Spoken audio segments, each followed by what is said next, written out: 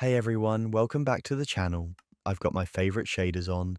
The Minecraft world is looking extra cozy tonight, and we're about to dive into some absolutely unhinged Reddit-style drama. You know the vibe, just you, me, and a quiet pixel sunset, while everything but peaceful unfolds in the background. Because let's be real, a teacher hitting up a student on Tinder? The audacity is genuinely breathtaking. There's something so deeply messed up about people in power thinking rules don't apply to them.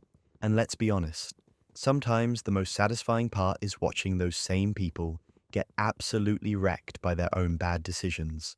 Tonight's stories are packed with betrayal, revenge, and poetic justice that hits like a creeper in hardcore mode. You'll see roommates exposed, weddings ruined, and parents who should never have been allowed near a PTA meeting. But first, we're starting with a story that had my jaw on the floor, because nothing says bad idea like your high school chemistry teacher showing up on Tinder and pretending not to recognize you. So, this all started because I was bored and a little petty. I just turned 17, had a rough week at school, and downloaded Tinder on a whim. I wasn't planning on actually meeting anyone. I mostly just wanted to see who was out there, and maybe boost my ego a little with some right swipes. You know, normal teenage chaos. But then I saw him, Mr. Daniels, my actual real-life high school chemistry teacher. At first I thought I was imagining it. The profile said Mike, 34, loves hiking, whiskey, and meaningful conversations. But the face? Definitely Mr. Daniels. The same awkward half smile he gave when trying to explain stoichiometry. I stared at the screen for a solid minute thinking, there's no way this man is actually on Tinder. But the curiosity got the better of me. I swiped right mostly to confirm it was real. A little part of me hoped it was some kind of catfish. Spoiler, it wasn't. We matched instantly. Within 10 minutes, he messaged me. Hey there, you look familiar. But I wouldn't forget a smile like that. I stared at the message, not sure whether to laugh, gag, or throw my phone out a window. You look familiar? Dude, you literally hand me lab quizzes every Tuesday. And now you're hitting me with a winky face and pretending we're strangers? Naturally, I played along. I didn't tell him who I was, not right away. I just wanted to see where he'd go with it. A little social experiment, if you will, for science. At first, it was your average small talk. Favorite music, weekend plans, the usual. But within 2 hours, it got creepy. He started asking if I lived alone, said I had mature eyes for someone so young looking. Then he said, and I quote, I'm into girls who still have a little bit of innocence left in them. Yeah, let that sink in. I took screenshots of every message, every single one, just in case he realized who I was and tried to backpedal. I wasn't even fully sure what I'd do with them yet. But my gut was telling me this guy needed to be exposed, and not just because of the weird predatory vibes. This was someone entrusted with the education and safety of actual kids. A few days passed. He messaged me again, more flirty this time. He asked if I'd ever snuck around with an older guy. And then, this is where it crosses the line from gross to dangerous. He asked if I wanted to meet up somewhere off campus, where no one would recognize us. That was the moment I knew I couldn't. Just let it slide. This wasn't a joke or a mistake. This man was actively trying to groom what he thought was a random underage girl, and had no idea it was one of his own students. But that wasn't even the worst part. The next day at school, I walked into chemistry like usual. Tried to keep a straight face. Mr. Daniels was extra smiley, kept making eye contact. At one point, he walked by my lab table and whispered, You look nice today. I almost threw my beaker at him. I waited until class ended, then went straight to the principal's office. I laid everything out, the screenshots, the messages, the creepy commentary, the invitation to meet up. At first, Principal Owens just blinked at me like I was speaking Klingon. Then he read through the messages and turned this shade of pale I didn't know humans could achieve. He told me to stay quiet about it while the administration looked into it, which, in school speak, usually means let's pretend this never happened. But I wasn't having that, so I showed the screenshots to one of my friends. And because teenagers are basically walking Wi-Fi routers with no impulse control, it took less than 2 hours for the screenshots to circulate through the entire junior and senior classes. Someone printed them out and taped them to the bathroom mirrors. Someone else made a TikTok with dramatic music and text overlays. By lunch, the entire school knew. By fourth period, his wife did too. Turns out she also teaches at our rival high school. Someone sent her the messages, not even anonymously. Just a bold, "Hey, your husband is preying on his students. Just thought you should know." 3 inches. She showed up at school that afternoon and confronted him in the parking lot. We couldn't hear the details, but the screaming was theatrical. 10 out of 10 stars. Would recommend for the drama alone. The PTA caught wind by the end of the day. And listen, our PTA isn't just your average bake sale committee. These people are vigilantes with spreadsheets. A meeting was called, emails were sent, and a formal complaint was filed with the district before the final bell even rang. Mr. Daniels didn't show up the next day, or the day after that. The official word from the school was administrative leave pending investigation, but by the end of the week, the school board voted to terminate him. The screenshots were too damning, the intent was too clear, and the cherry on top, he tried to claim he had no idea I was a student, even after literally seeing me in class that same week. Sir, you handed me a pop quiz on oxidation reduction reactions 48 hours ago? You knew. And just like that, he was gone. Fired mid-semester. His classroom was cleared out by some poor assistant who looked like she didn't want to be anywhere near the fallout. The school sent out a vague letter to parents, and we all pretended to care about chemistry again. Sort of. But the screenshots, immortal. They live on in group chats, yearbooks, and one very iconic hallway poster that says extra credit isn't worth it, just study. Wow, this guy really thought he was going to get away with it. Like Tinder was going to be a secret playground and none of us were going to notice. Sometimes the most dangerous people are the ones who think they're untouchable. But as it turns out, the internet has a very low tolerance for predators in khakis. If you've made it this far into the chaos, you're clearly as addicted to Reddit drama as I am. Make sure to subscribe and buckle in, because the next story will have you side-eyeing your neighbors. Speaking of people you think you can trust, wait till you hear about the guy who discovered his roommate was secretly filming him. I've had some weird roommates before, but this guy takes the crown for the single most horrifying human I've ever had the misfortune of sharing a roof with. So I live in campus housing, junior year, small college, decent setup.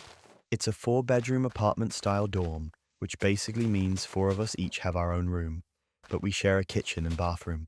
It's tight but functional. For the most part, my roommates have been chill until Blake moved in. Blake was a transfer student who showed up halfway through the full semester. Seemed normal enough at first. Quiet, polite, always offered to grab groceries if he was heading out. Nothing too flashy. He didn't party, didn't steal food, didn't leave hair in the sink. A unicorn, right? That lasted about 3 weeks. I started to notice something weird one Sunday morning. I was brushing my teeth, and I caught this odd flicker of light in the bathroom mirror. Just a tiny flash, like something metallic caught the light. I looked closer and realized it wasn't the mirror. It was the air vent above the shower.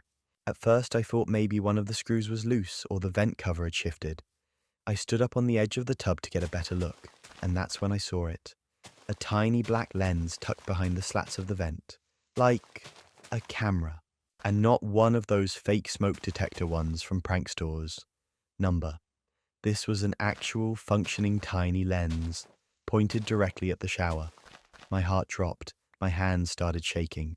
I got down, grabbed a chair from the kitchen, and took the vent cover off completely. And there it was, a mini spy cam rigged up with a little SD card and battery pack tucked just out of sight. I didn't touch it. I didn't want to mess up any evidence. I just backed away, sat down at the table, and tried not to throw up. Because here's the thing, this wasn't just my shower. All of us used that bathroom, all 4 of us, and I'd had friends over. My girlfriend had showered here. So had my roommate's sister when she visited the weekend before. The longer I sat there, the more disgusted I felt. But that wasn't even the worst part. I went to campus security first because I didn't want to make a big scene if, by some miracle, this was a misunderstanding. The officer took one look at the camera and immediately called the city police. Apparently, hidden cameras in shared spaces like this qualify as a felony in our state. And since this wasn't just a maybe it recorded, but a very real functional camera with storage, it was serious. Police showed up within the hour. They took the camera, photographed the vent, and asked us all to stay put while they looked around. That's when things escalated, again. because one of the officers asked if anyone had noticed unusual behavior lately. Any signs of someone accessing the bathroom when it was unoccupied? I mentioned that Blake always showered late at night, like 1 or 2 a.m., and had once asked to borrow my screwdriver set to fix a loose hinge in the bathroom. I'd thought it was odd, but I hadn't really thought much of it. The cops searched his room. Inside, they found 2 more mini cameras, one disguised as a charger, one inside what looked like an ordinary shampoo bottle, and a laptop, still open, still running, and connected to all the cameras. That's when everything snapped into focus. Blake had been watching us, all of us, showering, changing, going about our day, completely unaware that he'd rigged our dorm like a private surveillance project. The officers arrested him on the spot. I'll never forget the look on his face. He didn't even act surprised, just annoyed, like we were inconveniencing him. And yeah, I asked the detective later. He'd been saving the footage, organizing it, labeling it, just in case this wasn't horrifying enough already. The school got involved fast. Blake was suspended within 24 hours and officially expelled by the end of the week. Campus housing changed our locks, put up a formal statement, and offered all of us emergency therapy referrals. Oh, and Blake's parents? They showed up 2 days later. His dad was pacing outside the building, red-faced and yelling into his phone. His mom was sobbing and saying, "This isn't who he is, I swear." But, pretty sure the mountain of evidence said otherwise. The whole dorm found out, of course. You can't exactly keep something like that quiet when it involves the police, a shower camera, and a felony charge. For weeks, people whispered in the dining hall. Girls stared at us sympathetically. A few of Blake's old lab partners dropped the class entirely. The last I heard, he's now listed on a registry. Because, yep, what he did qualified as sexual exploitation under state law. He'll be lucky if he ever steps foot in a dorm or anywhere near a school campus again. Honestly, I still can't believe it. You never expect something like that to happen to you. You hear stories about creeps with hidden cameras in Airbnbs or gas station bathrooms, but your roommate, the guy who made you spaghetti once and borrowed your Xbox controller, it's a whole new level of violation. But also, how dumb do you have to be? Like, this guy really thought he could just rig up a DIY surveillance system in a shared college bathroom and no one would notice. That some flickering reflection wouldn't give him away. Sometimes the only thing worse than someone being a total creep is them being an arrogant one. But if you think that's disgusting, wait until you hear what one woman's boss did at her wedding. I used to think stories about people hijacking weddings were exaggerated, until it happened to me, and not just anyone either. My boss. The same woman who once complimented my scrappy work ethic, like I was a stray dog she decided to let inside. I guess I shouldn't have been surprised, but somehow I still was. So let me set the stage. My husband and I had been planning this wedding for over a year. Nothing over the top, but it was elegant, intimate, and completely ours. Around 60 guests, mostly close friends and family. The kind of wedding where you know at least 75% of the people there personally, which makes it really obvious when someone brings 10 random strangers and calls it a +1. Yeah, 10. She RSVP'd with 10 guests. I had invited her out of politeness. She was my direct supervisor and had been weirdly invested in my wedding plans from the start, always asking about colors and menus and whether I'd picked out my dress yet. She'd even said, "I hope I get to do a speech," in this half-joking, half-serious tone that made my stomach turn. I should have trusted my gut. The day of the wedding arrives. I'm upstairs in the bridal suite getting final touch-ups, totally blissed out. Then my cousin bursts in looking like she just saw a ghost and says, "Is your boss supposed to be wearing a white dress?" I laughed, until I saw the photo she snapped on her phone. There she was, my boss, hair curled, makeup flawless, standing in the reception area in a white floor-length gown that looked uncomfortably close to mine. Not quite a wedding dress, but close enough that everyone would do a double take. At first I was like, maybe she didn't realize. Maybe it was a weird mistake. Maybe she's one of those white is a neutral people. Then she pulled me aside before the ceremony and said, "I hope you don't mind. This is just the only formal dress I had that fit me right now." Oh, I minded. But I wasn't about to cause a scene before walking down the aisle. I smiled, said it was fine, and filed it away. She hadn't won yet. So we get through the ceremony. "It's beautiful," my husband cries. I cry. Our officiant manages not to mispronounce anyone's name. All is well. We head to the reception and I start letting my guard down.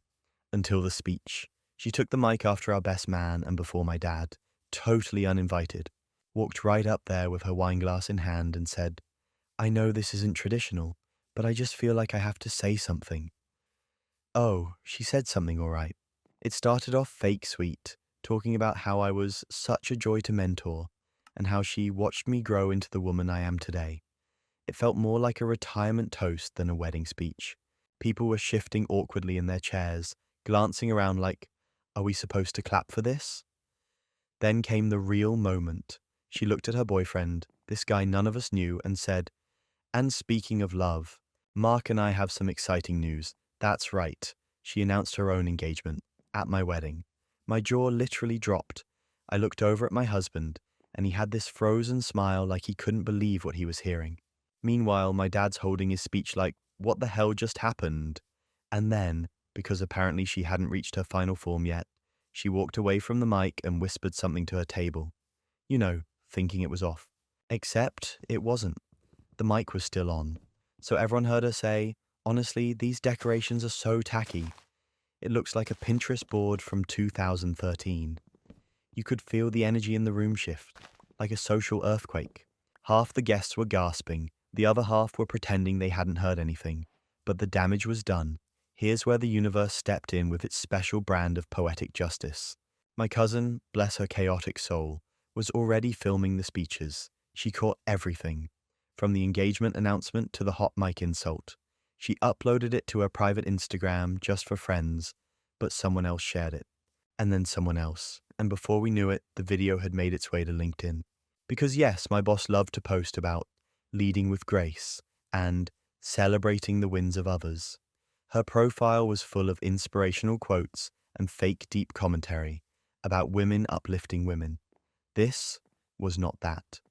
Comments started rolling in, at first vague and professional, disappointing behavior, not the leadership we expected. Then it got more direct. You hijacked your employee's wedding. This is beyond inappropriate. Who raised you? She tried to play it off, saying it was a light-hearted moment taken out of context. Then someone posted the transcript. A day later, she locked her profile. 2 days later, she was no longer with the company. They didn't even try to spin it. HR sent out one of those cold internal memos like, "We thank her for her service and wish her the best in future endeavors." I wish I could say I didn't smile when I read that. Sometimes the most satisfying revenge doesn't come from confrontation. It comes from someone's own ego stepping on a rake in public. She thought she was the main character at my wedding, and now she's a viral cautionary tale for every HR manager with a LinkedIn addiction. Wow. The audacity of showing up in white, inviting 10 extra guests, and then turning the entire reception into your personal announcement party. That's not even wedding sabotage, that's a personality disorder. Honestly, she should have just stayed home and sent a toaster like a normal person. And while we're on weddings, one guy got divorced after his wife's sister ruined their lives. Monica was supposed to stay with us for 3 weeks, maybe a month tops. She was going through a rough patch, according to my wife Lisa. Breakup, job loss, life crisis, the whole thing.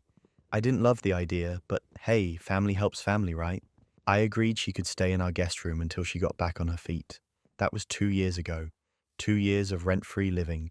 2 years of messes, excuses, and complete emotional blackmail. I honestly thought I was being patient, supportive even. But apparently, the moment I suggested Monica maybe contribute something or move out, I became the villain of the entire family. It really started unraveling last month. I came home early from work and walked into what looked like the aftermath of a frat party. Empty beer bottles everywhere. Someone had left a cigarette burning on the patio table. There was loud music playing upstairs and the pièce de résistance, a massive red wine stain on our white carpet. Monica was sitting on the couch, scrolling her phone, wearing my hoodie, just chilling like it was a lazy Sunday. I asked what the hell happened. She shrugged and said, "Relax, it was just a little get-together." Then she laughed and told me to loosen up and stop being so uptight. That was my breaking point. I waited for Lisa to get home. I told her calmly that this couldn't go on. I reminded her that Monica had been with us for 2 years, contributing nothing, making messes, taking advantage of our kindness, and now throwing parties in our house when we weren't even home. I expected her to be frustrated. I did not expect her to defend it. Lisa got mad. She said Monica was going through enough already without me bullying her. She told me I didn't understand what it's like to feel abandoned by family, and that Monica had no one else. I said, we are the no one else. We've been the no one else. And now our guest room is Monica's personal crash pad, our kitchen her late night diner, and our living room her nightclub. But that wasn't even the worst part. Lisa accused me of trying to make her choose between her sister and her husband. I told her I wasn't asking her to choose. I was asking her to set boundaries. There's a difference between helping someone and enabling them to freeload while they disrespect your home. She didn't see it that way. The next morning, I woke up to the sound of zippers. Lisa had packed bags for herself and the kids. She told me she was taking them to her mum's until I apologized to Monica. Yeah, apologized. I watched my wife leave with our kids because I asked her sister to stop treating our house like a college dorm. The silence that followed was unreal. For 3 days, I kept expecting Lisa to come back, or at least call. I texted, I emailed, nothing. And Monica, still in the house, still acting like she owned the place. She even had the audacity to bring over friends again, this time during the day. And when I asked her if Lisa was coming back, she said, she needs time to cool off. You really messed this up, like I was the one who threw the wine-stained party. Then she started telling people I kicked my wife and children out. She actually posted on Facebook, when a man chooses control over compassion, families fall apart. Some people forget what love looks like. Oh, the irony. Lisa's mum called me later that week. She told me I was heartless for not supporting Monica, that a real man would help family no matter what. She also said that if I didn't make things right, Lisa was going to file for divorce. Let me just pause here and say, there is something deeply rage-inducing about being told you're destroying your family because you asked a grown woman to wash her own dishes and not throw parties while you're at work. Like, sorry I didn't realize basic boundaries were now considered emotional abuse. I finally had enough. I wrote out the whole story and posted it anonymously on Reddit, just to keep myself sane, just to get it off my chest. The response was overwhelming. Thousands of comments, people saying they'd been through the same thing, that I wasn't crazy, that I was absolutely right to draw the line. One person even said, your wife hasn't just picked her sister over you, she's picked enabling over stability. Another said, you didn't break your family. Monica did. You just refused to let her keep wrecking yours. That validation was the only thing that kept me grounded that week, because while Lisa was playing silent treatment, Monica was doubling down. She threw another party, this time while babysitting her own baby. I wasn't home, but my neighbor texted me about the noise and people coming and going. I rushed home and found Monica half asleep on the couch, music blaring, and her baby screaming upstairs in a crib full of spilled chips. I took photos, I recorded the noise, and yeah, I called CPS. Not to be spiteful, but because that baby deserved better. Because Monica was too busy hosting friends to watch her own child. CPS showed up within 24 hours. I don't know the full details of what happened after, but I do know Monica packed up and left that night. Took the baby, didn't say a word. Lisa called me 3 days later. Her tone had changed. She wanted to talk things through, said she was just trying to protect her sister and didn't know it had gotten that bad. I didn't yell, I didn't argue. I just said, you picked Monica over me and the kids. Now you get to live with what that decision cost you, she cried. I stayed silent. Sometimes being the reasonable person in an unreasonable situation makes you look like the bad guy. But I'd rather be the bad guy with peace and boundaries than the nice guy whose house became a disaster zone. Wow. Imagine throwing your marriage away just to avoid telling your sister to clean up after herself.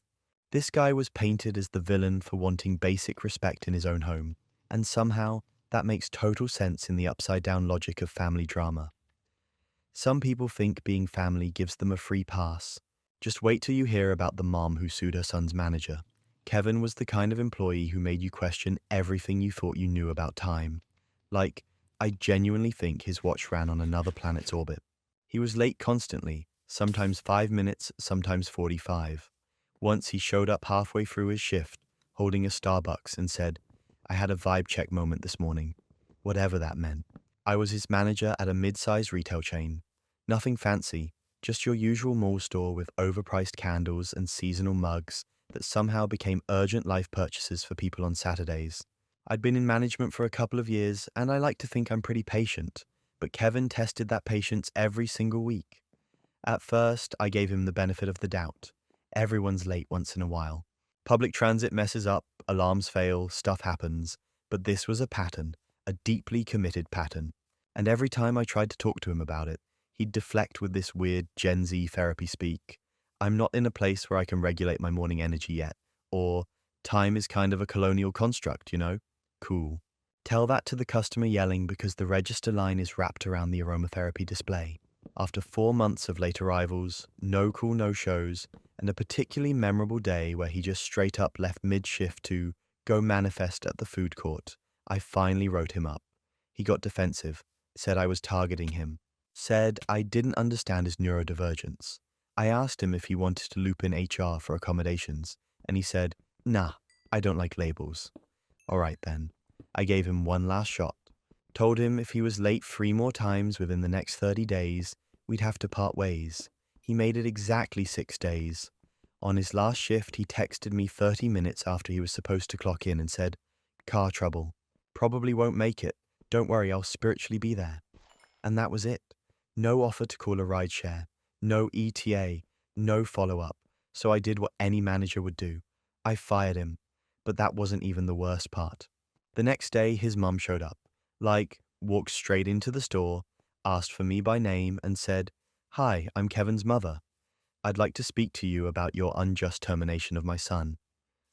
At first, I thought she was joking, or maybe it was a prank. Kevin was 22, not 12, but nope, this woman was dead serious. She had a printed list of Kevin's accomplishments, which included things like good customer rapport and strong energy. She said I'd crushed his spirit and that he was now emotionally paralyzed by capitalism. I explained very calmly that Kevin had been repeatedly late and that we had documented warnings. She didn't care. She said I should have worked harder to understand his creative flow and accused me of having age bias. Then she said she'd be reporting me to corporate, which she did. She called twice that week. She also left a 1-star Yelp review where she called me a power-hungry bully with no empathy for emerging adults. And then, because apparently Yelp wasn't enough, she emailed the Better Business Bureau. But the real chaos started when she began showing up, repeatedly. She'd lurk in the store, pretending to shop, but then loudly say things like, wow, I bet this store ran better when Kevin worked here. Or, what a shame they fired the only employee with a soul. Customers started asking if she was okay. One woman thought she was part of some performance art thing. My assistant manager literally had to ask her to leave one day after she followed a customer around whispering about how this store supports age discrimination. Then came the mall ban.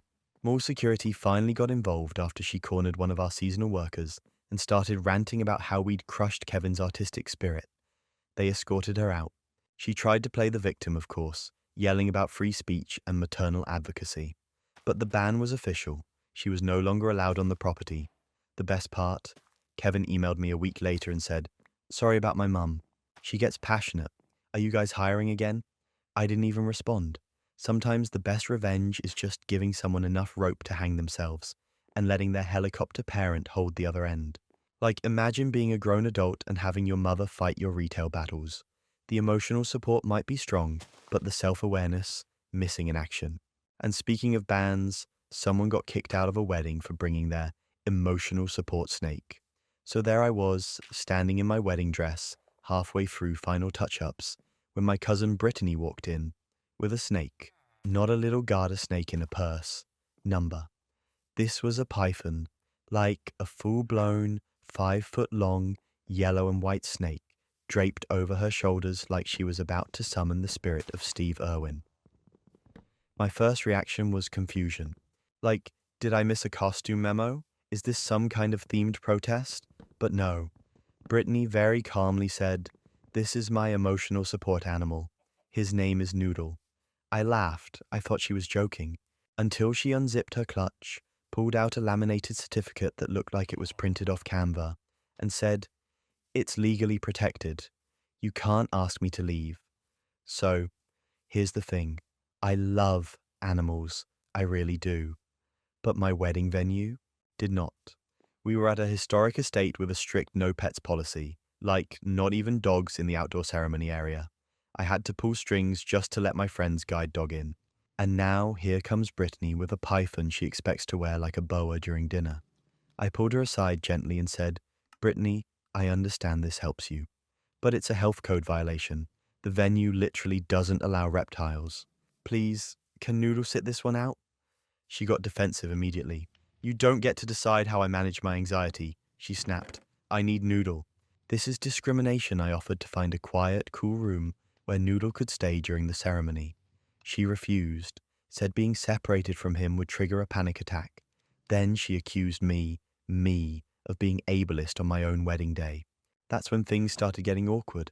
Other guests were arriving, and she was standing outside with the snake, telling everyone who passed by how I was kicking her out for having a medical condition. It was so uncomfortable. My aunt tried to mediate, but Brittany wouldn't budge. She was digging in like this was some kind of protest rally, but that wasn't even the worst part. The wedding planner comes up to me, looking like she's about to pass out, and says, "We have a problem. One of the servers is allergic to snakes. She's refusing to enter the reception area until it's gone." That's when I snapped. I walked up to Brittany, calmly but very firmly, and said, "You can either put the snake away and stay, or you can leave with it. But you're not bringing a 5-foot reptile into a food service area. This isn't a zoo, it's a wedding." She huffed, said I was publicly shaming her, and then, dramatically, she stormed out, still wearing the snake like a fur stole. At that point, I was relieved. A little shaken, a little annoyed, but relieved. But Brittany, she was not done. That night, while we were still at the reception dancing to Earth, Wind and Fire, she posted a video to TikTok. It started with soft piano music and a close-up of her red eyes as she said, "I was kicked out of my cousin's wedding today for having a disability." Then she panned to Noodle, curled up in her lap, and said, "They said my emotional support animal made them uncomfortable." Ableism is alive and well. The caption, "I hope your wedding was worth traumatizing your cousin." And of course, it blew up, because the internet loves drama, especially when it involves weddings and perceived injustice. The comment section was a battlefield. Half the people were like, "You're so brave, and animals are medicine," while the other half were like, "Ma'am, that's a python," at a buffet.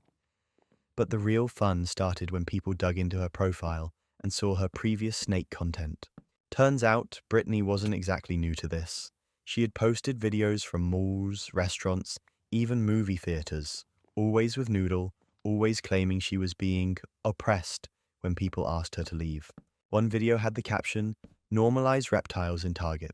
Someone stitched her wedding video and said, "If I ever get married and a woman shows up with a jungle beast draped over her neck, I'm calling security." I eventually made my own post. Just a photo of the venue, a quick explanation that we had strict rules, and that I never said she couldn't come. Just that the snake couldn't. I didn't tag her. I didn't name names. But the internet knew, and boy did they have thoughts. "I can't believe someone thought a python was formal wear," one comment said. Another said, "The snake probably behaved better than she did." Someone even photoshopped a picture of my wedding party with Noodle slithering down the aisle as the ring bearer. A few days later, Brittany deleted her TikTok account.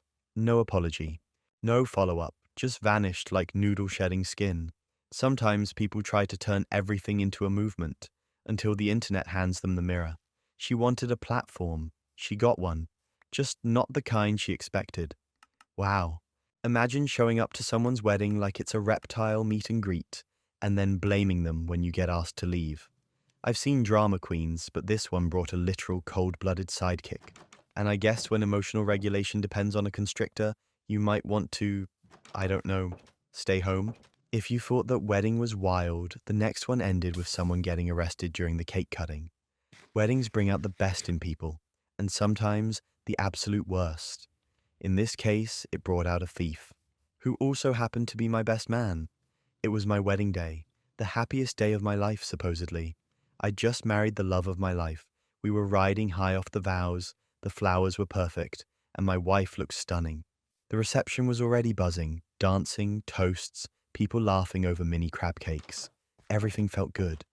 That is, until my younger brother Tyler pulled me aside with a look I'll never forget. Kind of a cross between "you're not gonna believe this" and "please don't punch someone while wearing a tux." He whispered, "Have you checked the gift table recently?" I blinked. "No? Why?" He leaned in and said, "Some envelopes are missing. Like, noticeably missing." At first, I thought maybe someone moved them for safekeeping. But Tyler shook his head. He said he'd noticed the stack looked thinner about an hour ago and had been keeping an eye on it just in case. That's when he saw our best man, my best friend since college, hovering around the table way more than made sense. That was already sketchy, but what Tyler said next made my stomach drop. He stuffed something into his jacket when he thought no one was looking. Now I'll admit I didn't want to believe it. I mean, this was Eli, my best man, the guy who helped me move 3 times, who threw my bachelor party, who cried during my vows like he was the one getting married. I figured maybe it was a misunderstanding, or maybe Tyler just misread the situation. But that wasn't even the worst part. Tyler told me there were security cameras at the venue. One of them pointed right at the gift table. He'd already flagged down the venue manager, who agreed to pull the footage as soon as the manager of the night shift got back from break. While we waited, I went back out to the reception and tried to keep my cool, smiled for photos, clinked champagne glasses, acted like I wasn't dying inside. Eli came up to me at one point, clapped me on the back and said, "Hell of a night, man." Yeah, hell is one word for it. About 40 minutes later, the manager came back and brought us into the office. The footage was grainy but clear enough. We watched Eli casually walk up to the gift table, look around, pretend to straighten a flower arrangement. Then, boom, a quick swipe, 2 envelopes into his coat pocket, and a fast walk out of frame. I stared at the screen in complete disbelief. This was my best friend, my best man, stealing from our wedding. From my wife's family, no less. We could have kept it quiet, handled it later, but the bride's father had just paid off the catering bill, and he was fuming. When he saw the footage, he didn't hesitate. He called the police, and yep, they actually showed up at the reception, in uniform, with lights flashing. It was like something out of a Netflix true crime doc. Guests were whispering, the DJ stopped the music mid-song, and people started pulling out their phones. Meanwhile, Eli was standing at the bar, drinking a gin and tonic like nothing had happened. Then one of the officers walked up and tapped him on the shoulder. He looked confused for exactly 3 seconds, and then bolted. Ran. Through the reception like this was a bad heist movie. Knocked over a table. Someone screamed. My aunt spilled white wine all over her dress, but he didn't make it far. The venue had private security near the side exits, and they stopped him just outside the kitchen. He was cuffed on the spot. Turns out, he had priors. 2 theft charges from a couple years back. One dropped, one settled out of court. Nobody knew, not even me. I'd trusted this guy with my house, my bachelor party, and now he was trying to rob me blind at my own wedding. The police searched his car later and found 4 more envelopes stashed in the glove compartment. We still don't know exactly how much was in them. Some guests gave cash, some gift cards, but one of the cards had a check for $2,000 from my wife's grandmother. Yeah, that one hit hard. Bride's parents pressed charges. The venue agreed to cooperate fully. Eli made bail the next day, but he's now banned from the property and, well, from my life too. I blocked him, deleted everything, even trashed the groomsmen group chat we had going for months. It still blows my mind. Out of everyone, it was the guy who stood next to me at the altar, gave a speech about loyalty and brotherhood with tears in his eyes, and meanwhile he was already planning to rob us by dessert. Sometimes being the reasonable one makes you the last to see the betrayal. I wanted so badly to believe it was a mistake, but nope, he just saw an opportunity and took it, like our friendship was worth less than a stack of cards. Wow, there's always that one guest who takes home too much from the open bar. But this was next level unhinged. The best man stealing from the gift table and getting arrested mid-reception? That's not even messy, it's criminally stupid. But the next story will really test your limits. Imagine finding out your mom has a second secret family. It started with something completely harmless. I was helping my mom set up a new phone. She's not super tech savvy, and I'd helped her with this stuff before, so I didn't think anything of it. She handed me her old phone, asked me to transfer her photos and apps to the new one, and went off to make tea while I waited for the data to sync.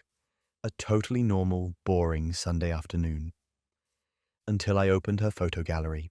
There were the usual mum things, pictures of her garden, screenshots of recipes, blurry pics of the dog, and then I saw a folder labeled Favorites. I clicked it without thinking, assuming it was more flower pics. But what I found were photos of her, with a man I'd never seen before. At first I thought maybe it was someone from her past, an old flame, but these weren't old photos. They were recent.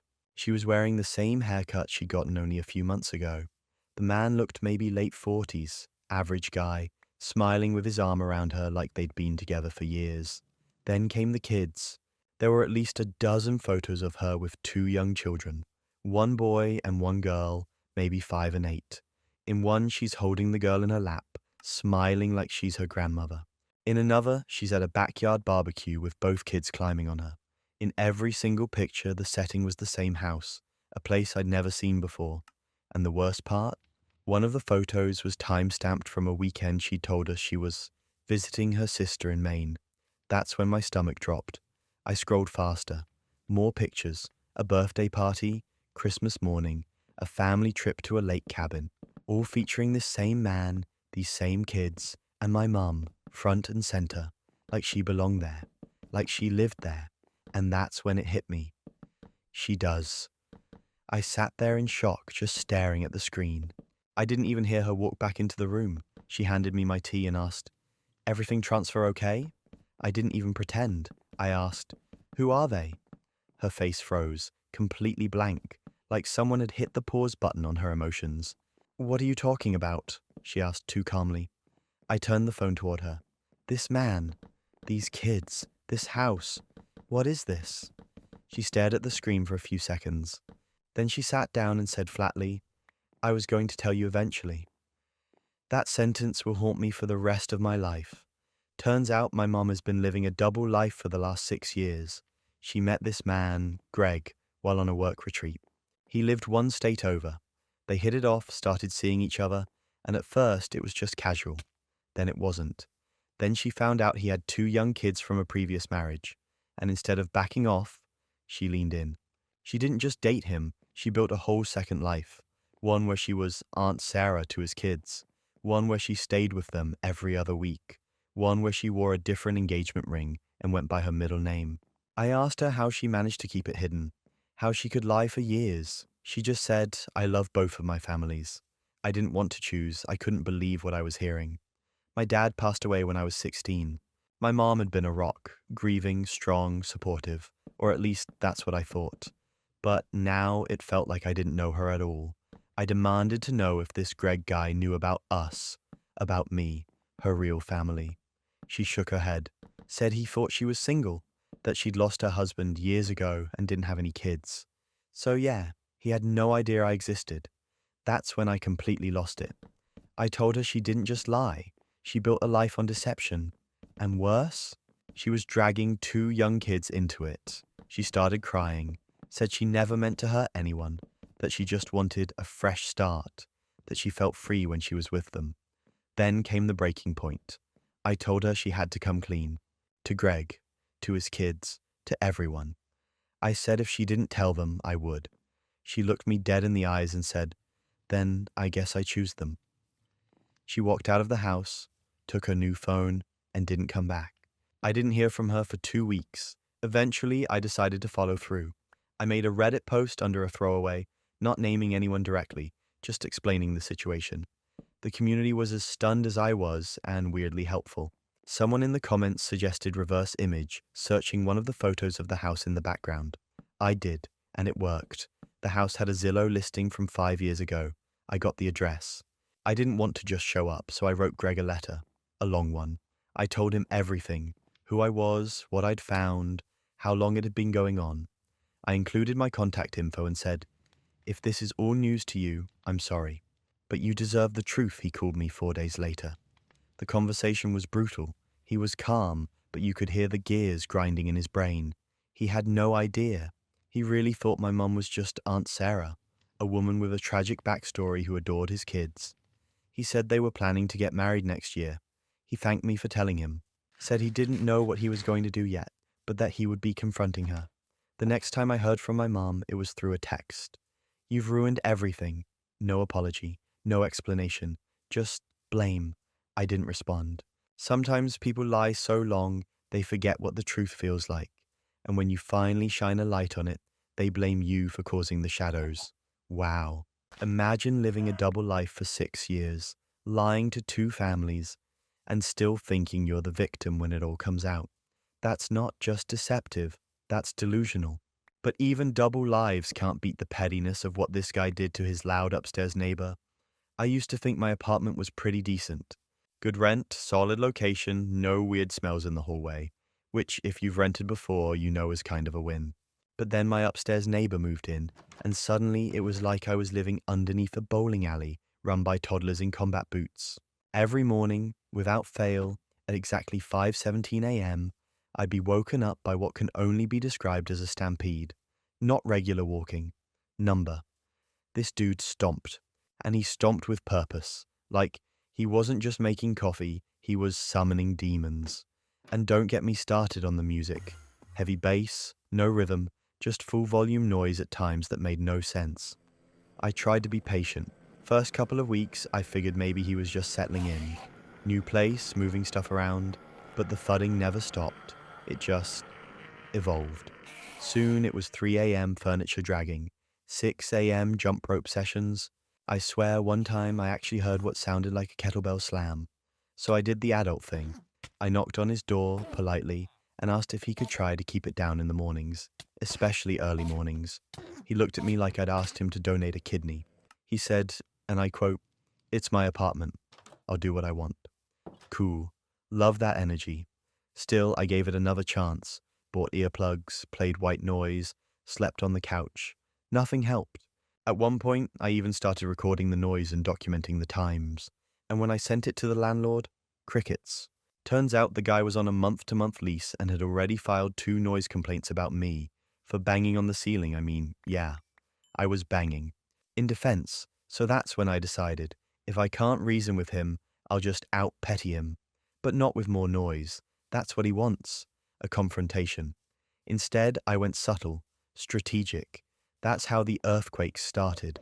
See, I work in construction, and we have these things called concrete vibrators. They're used to shake air bubbles out of poured cement. They're heavy duty, low frequency, and very annoying if you happen to be on the receiving end. I realized if I mounted one of those to my ceiling, directly under his bed, and ran it for a few seconds at a time, I could simulate something very specific, tiny, targeted, unexplainable earthquakes. I rigged it with a smart plug on a timer. Every morning at exactly 5:03 a.m., it would buzz for 30 seconds, just enough to rattle the frame, but not enough to be detected from the hallway. It didn't sound loud, but the vibrations? Oh, he felt them. The first few days were quiet. Then I heard him stomping around even more than usual, dragging furniture, maybe trying to figure out what was going on. By day 5, I heard him shouting, like full-on yelling at something. No one else was there. Then came the moment I knew it was working. He knocked on my door. He asked if I'd felt anything weird recently, like the building shaking. I played dumb. Told him maybe it was plumbing. Or, maybe he was making the noise. "Could be your workouts," I said with a shrug. He didn't love that. But that wasn't even the worst part, for him. I switched up the schedule. I made it random. 3:17 a.m. on Tuesdays, 4:02 a.m. on Thursdays. Sometimes I'd skip a day. Sometimes I'd run it twice in one night. Nothing long. Just enough to make him question reality. And oh, he spiraled fast. He filed another noise complaint. Again, about me. The landlord came to inspect and found nothing. No music, no stomping. Just me, sipping tea and playing Stardew Valley like a wholesome citizen. I heard him one night talking on the phone saying, "I think there's something wrong with the building. Or maybe I'm being targeted." Yes. Yes, you are. Then came the breaking point. I saw a listing go up on our building's website. His apartment was for rent. He moved out. Less than 2 months after the first quake, didn't say goodbye. Didn't leave a note. Just vanished. The new tenant? Quiet, peaceful, kind of nerdy. We wave at each other sometimes. There hasn't been a single weird noise since. And me? I sleep like a baby now. No earplugs, no stress, no 5 a.m. stomp sessions. Sometimes the best revenge isn't loud. It's just deeply inconvenient in ways the enemy can't explain. Wow, imagine being so noisy, you literally get out pettied by construction equipment and move out in defeat. That's a special kind of karma. And sometimes being the reasonable person means figuring out just the right amount of chaos to restore peace. But if you want sweet revenge, wait till you hear what a chef did to a server who kept stealing food. I've worked in kitchens for most of my adult life. Not the glamorous kind you see on TV, just your typical busy bistro where half the staff is hungover, the dishwasher's broken again, and everyone's running on caffeine and spite. But if there's one thing I cannot stand, it's people messing with the food. And that brings me to Darren, our front of house server who thought he was the main character. Darren was the kind of guy who acted like his job was just so stressful, even though he spent most of his shift flirting with baristas and complaining about his energy levels, which would have been fine if he wasn't also stealing bites of food off me. The plates before serving them, yes. Stealing food. This man would walk by the expo line, snatch a fry or a piece of bacon with his hands, pop it in his mouth, and then serve the plate. Like it was normal, like we were all living in some post-apocalyptic wasteland where hygiene laws don't exist. I told him repeatedly to stop. So did my sous chef, so did the GM. We tried being professional, then we tried being blunt. Darren always had an excuse. Oh, I was just checking if it was hot enough. Quality control, you know? I skipped breakfast. Right, and I skipped prison today, but you don't see me stealing someone's lasagna. It came to a head one Saturday night. We were slammed. Fully booked, kitchen in chaos. I sent out a medium rare ribeye with a side of truffle mash. The kind of plate you don't mess with. It was a birthday order, extra requested by the customer. I watched Darren walk it out, and I swear I saw him grab a spoon, dip into the mash, taste it, nod, and then serve the plate like nothing happened. I wanted to scream. The next morning, I came in early, sat with my coffee, stared at the walk-in fridge for a solid 10 minutes, and plotted the kind of revenge only a chef with too much spice and not enough sleep could come up with. That's when it hit me. Dessert. We ran a rotating house-made ice cream special. Darren had a habit of helping himself to samples every time we made a new batch. Even bragged about it. So I made a new batch, a very special batch. See, there's this thing called capsaicin extract. It's pure concentrated heat. We keep a small vial in the kitchen for novelty challenges and dumb bets. It's not just hot, it's weaponized fire. Like hazmat level. You need gloves to handle it. I mixed a few tiny drops into a vanilla base. Just enough that it wouldn't smell or look different. But once it hit your mouth, oh buddy, it was like being slapped in the face with lava. I even labeled the container sample, not for service, and left it in the freezer like bait. Sure enough, an hour into the shift, I saw Darren wander into the back, peek around like a cartoon raccoon, and open the freezer. He grabbed a spoon, scooped himself a big bite, and that was the beginning of the meltdown. Within 10 seconds, he was gasping, eyes wide, drooling. He dropped the spoon and staggered backward like he'd just seen a ghost. Then he started coughing, full body, chest-heaving coughs. Tried to say something, but it came out as sure and more choking. He ran for the sink, dumped half a pitcher of water on his face, then poured milk down his throat like he was in a survival show. But that wasn't even the worst part. After about 5 minutes of this chaos, he started sweating so badly that his shirt stuck to him. Then he disappeared into the bathroom and didn't come out for 45 minutes. He missed half his shift. When he finally emerged, red-eyed and shaking, he said nothing. Just grabbed his coat and left. I didn't say a word. Neither did anyone else. The other servers knew. One of them whispered, "Was that?" I just nodded. He didn't steal another bite of food after that. In fact, Darren put in his 2 weeks not long after. Claimed he was looking for a slower-paced environment. I'm guessing he meant an environment where the ice cream doesn't fight back. Sometimes the best revenge isn't angry. It's sweet. Literally. Wow. Imagine stealing food so casually that the kitchen has to engineer a spicy booby trap just to get you to stop. Like, the audacity is one thing, but the fact that he kept doing it after being warned, that's elite level clueless. And what happens when your roommate thinks she's smarter than everyone else?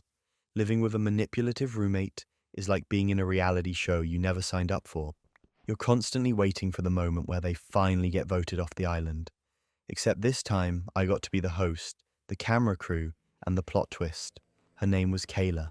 At first, she seemed normal, maybe a little dramatic, but nothing out of the ordinary.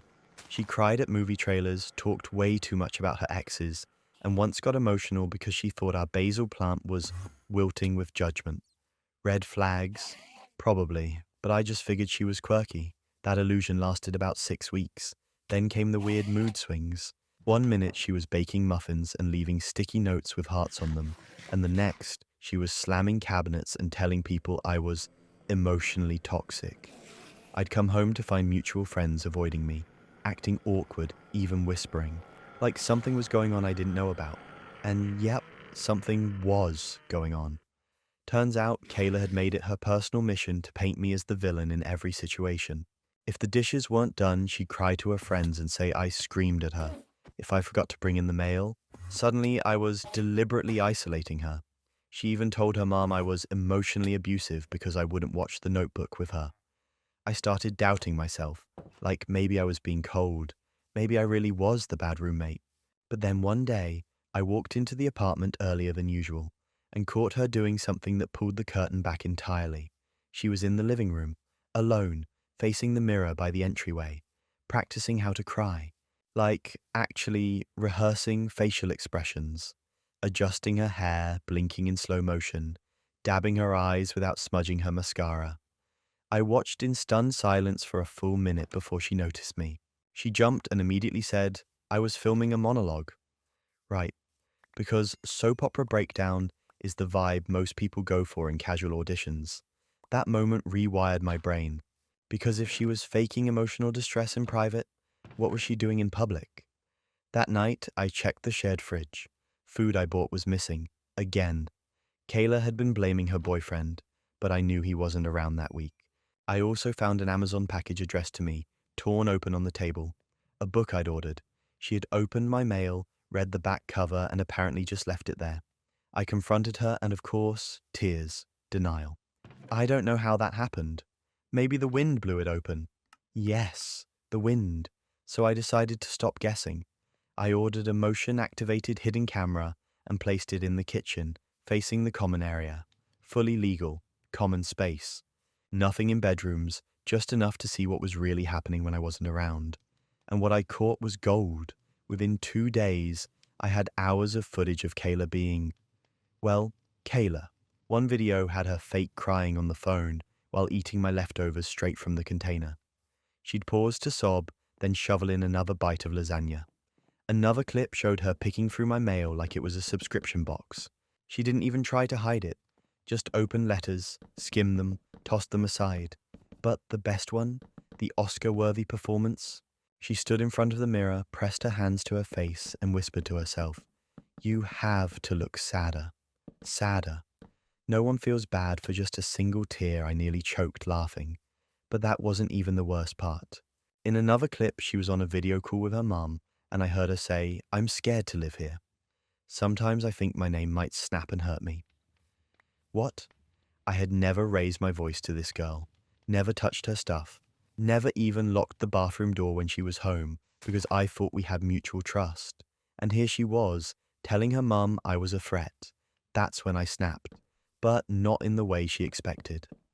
I waited until the next family dinner. Our parents had planned this joint meal weeks ago. Kayla thought it was going to be a casual, polite, "how are things going" situation. Instead, I brought my laptop and receipts. We sat at the table, wine was poured, food was served. Then I said, "Before dessert, I think it's time we all watch something together." Kayla froze. Her fork hovered midair. I hit play. The video of her fake crying started, then the one of her stealing food, then her monologue practice, then her whispering about how to look more vulnerable. You could hear a pin drop. Her mom looked devastated. My dad whispered, "This is better than Netflix." Kayla's face went through 5 stages of panic in 30 seconds. The breaking point? Her mom turned to her and said, "You've been telling people he's abusing you. Do you know how serious that is?" Kayla burst into real tears this time. the kind that don't need rehearsal. She moved out the next week, left half her stuff behind. No goodbye note, just an awkward text that said, "I think this is for the best." Yeah, I agree.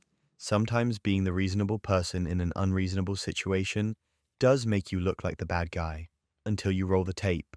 Then suddenly the spotlight hits just right. Wow. Imagine being so deep in your own drama script that you accidentally expose yourself rehearsing the role. And somehow, you're still not the victim.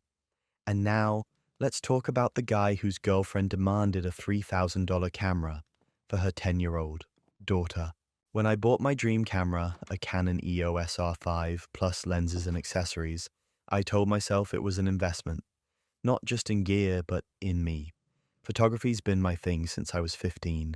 I saved for years, skipped nights out, picked up extra freelance work, and when I finally got to unbox that camera, I literally sat there, grinning like a kid on Christmas. So when my girlfriend's 10-year-old daughter asked if she could borrow it for her new influencer channel, I thought it was a joke. It wasn't. Now let me just say, I liked her daughter. Chloe's bright, creative, and already way better at editing than I was at her age. I'd let her shadow me on a few shoots, taught her a few lighting tricks, even gave her an old tripod, and helped her set up a mini studio in her room.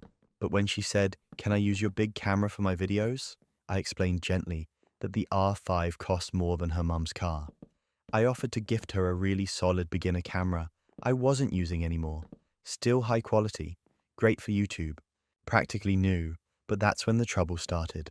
My girlfriend Emily said, "I don't get why you're being so weird about this." "She's responsible," I said. "She's 10. And she goes, "So? You don't trust her?" At first I thought this was just a misunderstanding. I explained that it wasn't about trust. It was about experience. My gear isn't just expensive, it's delicate. And Chloe didn't even know how to change aperture settings without help. But Emily kept pushing. "She's your stepdaughter." I blinked. "We've been dating for 8 months." She crossed her arms and said, "So you don't see us as a family?" That's when I realized this wasn't about the camera anymore. I reiterated my offer. I'd give Chloe a legit DSLR. I'd even teach her how to use it, set up her lighting, help edit her first few videos. But Emily looked at me like I'd insulted her ancestors. She called me selfish, told me I was gatekeeping creativity, and said if I really loved her and her daughter, I'd hand over the camera without conditions. I honestly thought she was going to cool down after a few days. But then came the breaking point. I came home one evening and found my camera bag gone. I panicked, checked every room, dug through the closets, finally texted Emily. "Did you move my gear?" She responded, "Chloe needed it for a project." Relax, I drove straight to her place. Sure enough, Chloe was in her room filming a baking tutorial, with my $3,000 camera propped on a toy chair. No tripod, sticky hands, zero clue how to focus. I didn't yell, I didn't freak out. I calmly walked in, powered down the camera, packed it back up, and told Emily we needed to talk. She accused me of undermining her as a parent, said I was choosing an object over a child. I said I was choosing boundaries. She broke up with me on the spot, didn't even try to talk it out, just said, "If you can't share with someone who looks up to you, then I don't want you in our lives." So I left. A week later, she posted on Facebook that I was a deadbeat stepdad who crushed a little girl's dream. I didn't respond, but I did post my side on Reddit, mostly because I was starting to question if I'd done something wrong. The verdict? A tidal wave of support, thousands of comments saying the same thing. She was using guilt to manipulate you. That kid doesn't need a $3,000 camera, she needs a patient teacher. You dodged a bullet. And wow, imagine calling someone family just long enough to leverage them for expensive tech, then ghosting when they set a basic boundary. That's not parenting. That's entitlement wrapped in emotional blackmail. Sometimes being the reasonable person in an unreasonable situation makes you look like the villain, until the internet says, "Nah, you're good." And if you think kids are entitled, wait till you hear about the 8-year-old who ruined a wedding. There's always that one family member who acts like weddings are playgrounds and etiquette is optional. At mine, it was my cousin's 8-year-old son, and let me tell you, the damage he did wasn't physical. It was social. It was personal. It was broadcasted live on everyone's Instagram story. Our wedding was pretty chill, but there were still a few traditions we really cared about. One of them, the first dance. Not a huge production, just me and my new husband, on a candlelit floor, slow dancing to a song that meant something to us. That was supposed to be our moment, the calm after the storm of nerves and toasts and tiny reception emergencies. Just two people in love, surrounded by our favorite people. And for maybe 10 seconds, it was exactly that. Then, enter the TikTok tornado. I saw him out of the corner of my eye, this little blur of movement weaving between tables. I didn't think anything of it at first, just a bored kid running around. Happens. But before I could process what was happening, he bolted onto the dance floor, skidded between me and my husband like a tiny soccer cleat-wearing comet, and started doing the Fortnite default dance right in front of us. I wish I was exaggerating. I stopped mid-step. My husband stopped. Everyone stopped. Except this kid who was fully committed, swinging his arms, making sound effects, completely oblivious to the fact that he was standing between two newlyweds and a professional videographer. And his mom? She laughed, not like a nervous chuckle, not an embarrassed oops. No, she threw her head back and howled, whipped out her phone, started filming. I heard her yell, "Go off, King!" like this was some kind of halftime show. I made eye contact with her. She didn't stop, didn't apologize, just smiled like her kid had added spice to my once-in-a-lifetime moment. That was the first hit. I tried to laugh it off. My husband and I awkwardly shuffled back into our dance as the kid ran off, completely unaware of the chaos he'd just caused. But I was fuming, and of course it didn't end there. Later that night, I logged into Instagram and saw that my cousin had already posted the video. Captioned it, "Kids will be kids, sorry not sorry," with a bunch of laughing emojis. Cue the second hit. Comments were rolling in. Her friends saying, "He's adorable. OMG, let him have fun. That's the real star of the wedding." I hadn't even posted my official wedding video yet, and now the internet's first impression of my marriage was an 8-year-old flossing in the middle. Of my vows, I sent her a DM. Calm, civil, just a simple, "Hey, could you take the video down?" It kind of ruined the moment for us, and I'd prefer it didn't get passed around. She left me on red. Then posted another video, this time of her and her son watching the clip and laughing at it. I'd reached my breaking point, so I fought fire with fire. Our videographer, bless him, had captured everything. The build-up, the interruption, my face frozen in disbelief, my husband's look of pure confusion. And unlike her grainy iPhone video, ours had a soundtrack, a sad, slow, romantic track. You could hear the guests gasp. So I posted it, captioned, "Our first dance, ruined. Please respect boundaries at events that aren't about your kid." The video blew up, not just among friends and family. Strangers were resharing it, weighing in. Wedding TikTok found it. People were outraged. The comment section turned into a war zone, and the best part, the same people hyping her up before were now like, "Yeah, not your finest moment," she messaged me. Finally. Said I was humiliating her online and using my wedding to get sympathy clout. I didn't even respond. The damage was already done. And unlike her, I had receipts. We haven't spoken since. She tried to do some passive-aggressive peace offering at Christmas, something like, "You're over it now, right?" I just smiled and said, "Some moments you never get back." And that was that. Wow. Imagine being so self-centered that you let your kid wreck someone else's wedding and turn it into your personal meme generator. And somehow, you're the one who gets offended when people call it out. Sometimes being the reasonable person just means standing your ground, while someone else trips over their own lack of self-awareness. And this next guy, his girlfriend tried to secretly sell his car. It started with a random Facebook notification. "Hey, this looks like your car?" I opened the link, and sure enough, there it was. My exact car. Same make, same model, same scratch on the passenger door that I always meant to buff out, but never did. Even the photos were clearly taken in front of my own driveway. But the kicker? The person selling it was listed as Chelsea. Chelsea, my girlfriend. Well, ex now. At first, I genuinely thought it had to be a scam, or some kind of weird mistake. She'd driven it a couple of times, sure, but she didn't own it. Her name wasn't on the title. The car was mine. Bought it with my own money, registered in my name, paid the insurance myself. So I called her immediately and said, Why is my car listed on Facebook Marketplace under your name? She paused, then had the audacity to say, well, I thought we could use the money for our vacation. I was speechless. What vacation? She goes, the one I've been talking about for weeks. I figured we could use the cash for flights and hotels, right? Because obviously the logical thing to do when planning a vacation is sell your boyfriend's car without asking. I told her to take the listing down immediately. She acted confused, like I was the one overreacting.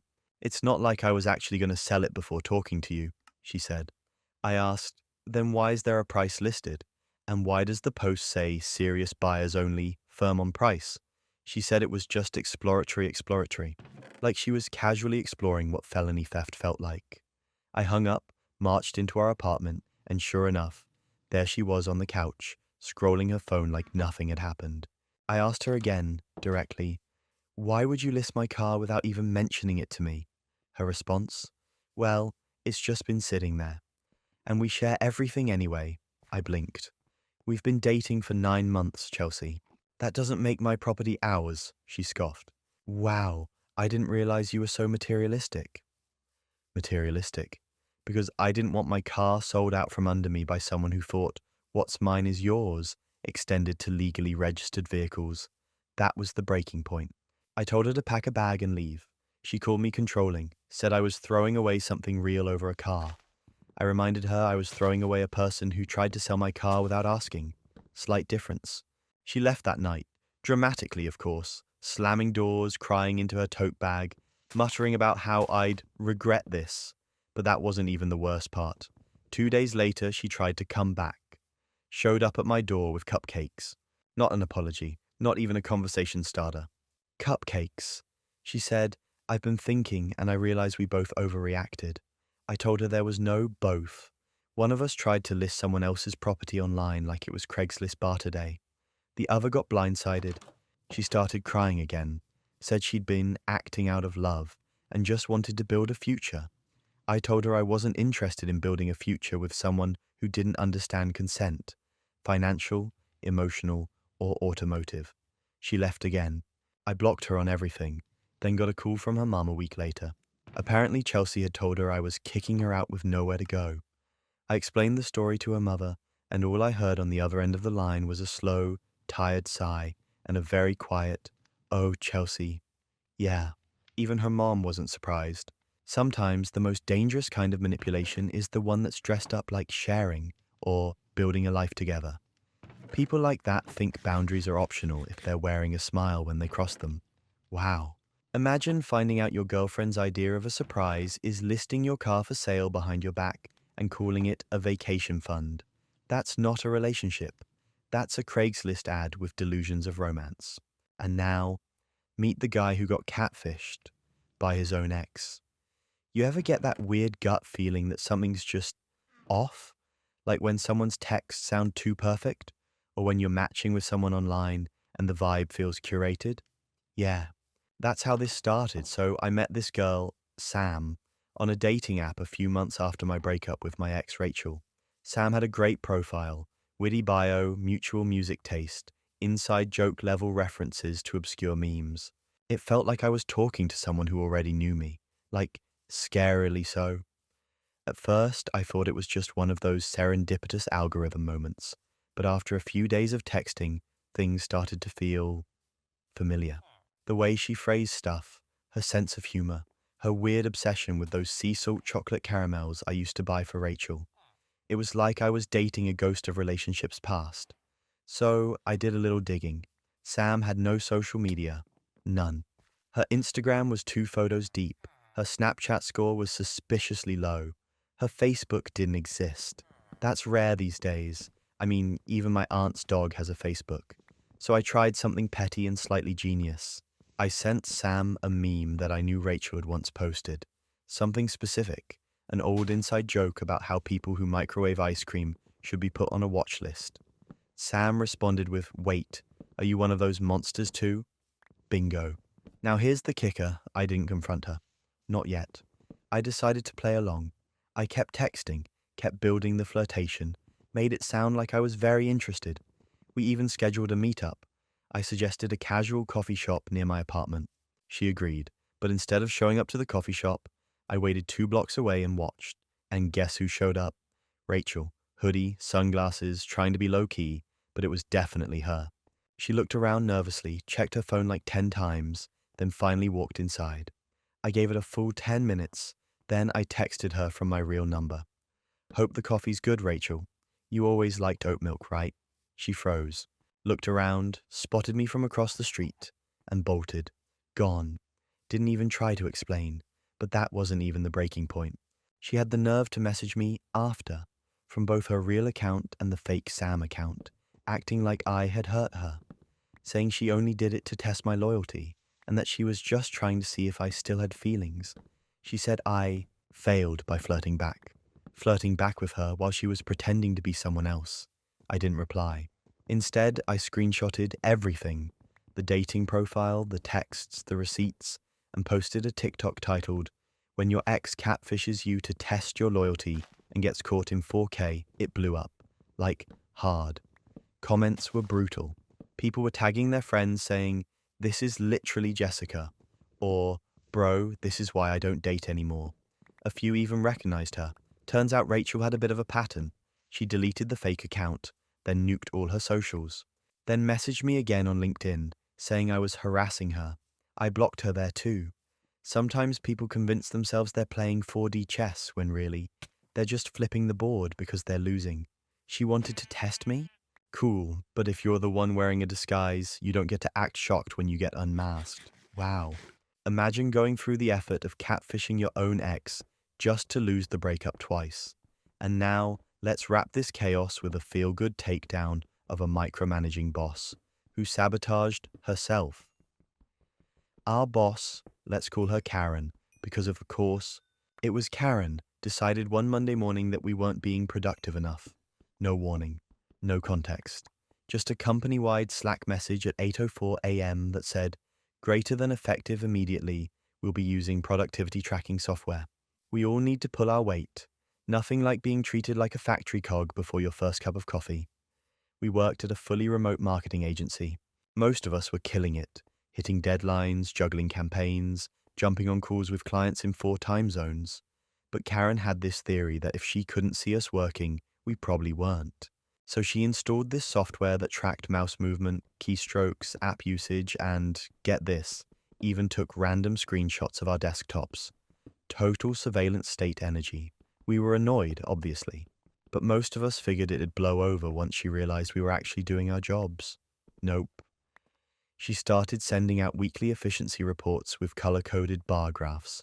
She even included a top performer badge for whoever had the most keyboard activity, because that's how you measure value in marketing, by how much someone clicks. What she didn't expect. One of my coworkers, Dan, the quiet spreadsheet guy, was petty and brilliant. Dan started collecting her stats, because of course the software didn't just track employees, it tracked everyone using the system, including management. And it turned out Karen didn't do squat. We're talking lowest keystrokes on the team, most time spent on Chrome, specifically Facebook and Pinterest. Her work hours were mostly 3-hour blocks of inactivity, peppered with suspicious screenshots of online shopping carts. She was basically a ghost with a Wi-Fi signal. So Dan compiled a report. Not just a summary, an interactive dashboard with trends, visual breakdowns, and side-by-side comparisons. He showed us first. We were howling. Then came the breaking point. Karen had the nerve to call out one of our co-workers, Alina, during a team meeting, said her metrics were slipping, and asked if she was committed to the company's future. Alina had just pulled a 60-hour week writing ad copy for a product launch Karen hadn't even touched. Dan had had enough. He went to HR. Now, here's the thing about HR. They don't usually care unless something affects the company. But when Dan showed them that Karen was using company hours and resources to browse Etsy, write passive-aggressive emails, and play Candy Crush, they took notice. It didn't happen immediately, but a week later Karen was invited to pursue opportunities elsewhere. Classic corporate euphemism. The Slack goodbye message was 4 sentences long and clearly written by someone else. My favorite part? The software she implemented, the thing she thought would give her control, was exactly what got her booted. Sometimes the best revenge is just giving someone enough rope, and letting them knit their own noose out of it, one lazy keystroke at a time. Wow. Imagine trying to micromanage people so hard, you accidentally get yourself audited by your own spyware. That's not leadership, that's self-sabotage in a pantsuit. And now, to close the loop on this chaos parade, let's end with a feel-good story about someone who finally got the closure they'd waited 20 years for. It was senior year. I'd had the same locker all through high school, bottom row, third from the left, right across from the art room. Most days I barely even opened it, but one random Thursday morning, I pulled it open and found a folded up piece of pale yellow notebook paper sitting on top of my books. No name, no handwriting I recognized. Just a short, handwritten note in neat cursive. Greater than, I think you're incredible. Not just smart, but kind. You probably don't notice me, but I notice everything about you. You make this place feel safe. I must have read it a dozen times that day. I showed it to exactly no one, and for the next few weeks I looked around every corner, wondering who it could be. Never figured it out. I kept the note tucked into a copy of Lord of the Flies that I never returned to the school library. Then life got busy. Graduation happened. Then college. Then jobs, rent, taxes, broken coffee makers. You know the drill. Cut to 20 years later. I was cleaning out my parents' house after they downsized, sorting through boxes of old books and memories when I pulled out that same crumpled paperback. And there it was, still folded, still perfect, like a little time capsule from a version of me that still believed in anonymous love letters. I read it again, and it still hit the same way, so I did something impulsive. I posted a photo of it on Facebook with a caption like, "Cleaning out old boxes." This little mystery from high school still lives rent-free in my brain. Anyone want to confess? Didn't expect much. But then, 2 days later, I got a message from Amy, the quiet girl who sat 2 rows behind me in English, barely spoke above a whisper, always wore oversized sweaters, always doodled stars on her notebooks. I remembered her mostly for her silence, but her message said, "I think I recognize that note," and the handwriting. I wrote it. I sat there, staring at the screen like my brain was buffering. She went on to explain how she'd had the world's biggest crush on me, but didn't know how to say anything. She was too anxious to talk to anyone directly, so she wrote the letter, waited until no one was looking, and slipped it into my locker. She never expected me to find out, never even thought I read it. I asked her if she wanted to grab coffee. She said yes. We met up the following week, same town, same coffee shop I used to do homework in after school. She walked in and I swear I saw a little sparkle of 17-year-old Amy still in her eyes, but now with a confidence she didn't have back then. We talked for 3 hours, laughed about high school, swapped stories about people we hadn't thought about in a decade. It wasn't romantic, not exactly. We both had our own lives now, but it was something else. It was closure. It was healing. It was one of those rare moments where the universe hands you a what if from your past and lets you unwrap it slowly. Sometimes the smallest gestures echo the loudest. That little letter reminded me of who I used to be, and who I still could be if I let myself see people more clearly. Wow, imagine carrying a note in your heart for 20 years, only to find out the person who wrote it was sitting 2 rows behind you all along. And that's all for tonight, folks. I hope at least one of these stories helped you forget your own drama for a little while. Whether you're drifting off or just decompressing, you deserve peace and quiet after all that chaos. If you've made it this far into the madness, don't forget to like, subscribe, and drop your favorite story in the comments. Sweet dreams, everyone. And remember, on Reddit, justice always finds a way.